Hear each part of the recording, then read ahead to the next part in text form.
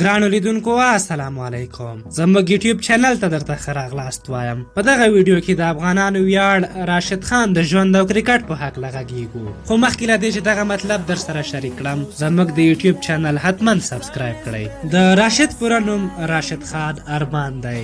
هغه د 1998 کال د سپټمبر په 20 نیټه زیږېدلی او اوس مهال 20 کاله او 220 ورځې عمر لري.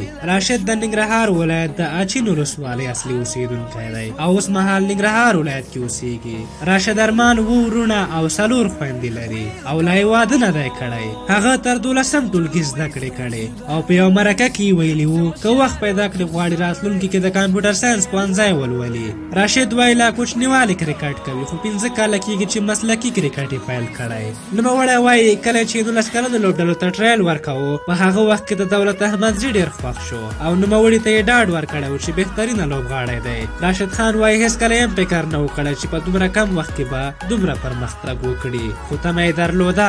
راشد خان ارمان د افغانستان لپاره 2 ټیسټ 50 یو ورځنۍ او 38 ورځې لوبې ترسره کړې. د افغانستان د ملي لوبډلې ترڅنګ په ګډ شمېر تجارتي لیګونو کې هم برخه اخیستې او هغه لومړی افغان لوبغاړی ده چې د هند غوره لیګ IPL سیالیو کې لوبېدلی. د راشد خان په نورو لوبډلو کې د سویلي افریقا لوبډله خوښیږي او دغه راز په توپوهونکي کې د سویلي افریقایي بیډي ویلیرز مینوال دی او په بالرانو کې لیګ سپینران انیل کومبلی او شاهید افریدی خوښیږي او په ښځینه لوبغاړو کې د سارا ټایلر او ډینل وایټ مینوال دی. په ملي لوبډله کې د محمد نبی ساخیل، دولت زدران او حضرت الله عزازي نږدې ملګرو څخه دی. د کرکټ ورهاخوا راشد په بالیوډ کې د امیر خان له مینوالو څخه دی او دغه راز په ښځینه اکټرانو کې د پریټي زینټا او انوشکا شرما مینوال دی. په خوړو کې بریاني د خوښې خواړه دي. په رنګونو کې تور، بلو یعنی آسماني رنګونه خوښیږي. راشد خان اوس مهال په نړیواله درجه باندې کې په بالرانو کې په 20 ورځو لوبو کې لومړی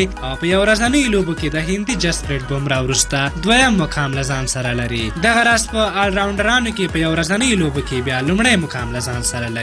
راشد په ډېر کم وخت کې ګڼ ریکارډونه په خپل نوم ثبت کړي چې په هغه کې د 33 وکټو ریکارډ او تر ټولو ځوان کپتان ریکارډ له نورو مشهور دي. د راشد خان ارمان پرمختګ خو ځینې رقیبان هیڅ نشي زغملی. کله هم پرې د میچ فکسینګ تور لګوي او کله هم پرې دعوا کوي چې د دوی له هیواد څخه ده. هغه یو داسې لوبغاړی دی چې د افغانانو نوم یې په ټوله نړۍ کې روښانه کړ. اوس په نړیوالو میدانونو کې د راشد خان د نوم ترڅنګ د افغانستان نوم په لوړ نوم یادیږي. دا وه د راشد ارمان ژوند ته لنډه کتنه. که زموږ دغه ویډیو مو خوښه شوې وي ضروري لایک کړئ، ترڅنګ د راشد خان ارمان په هکله کومنټ هم وکړئ. تر بلې ویډیو مو په لوی او بخښونکي خدای سپارم. د الله په امان.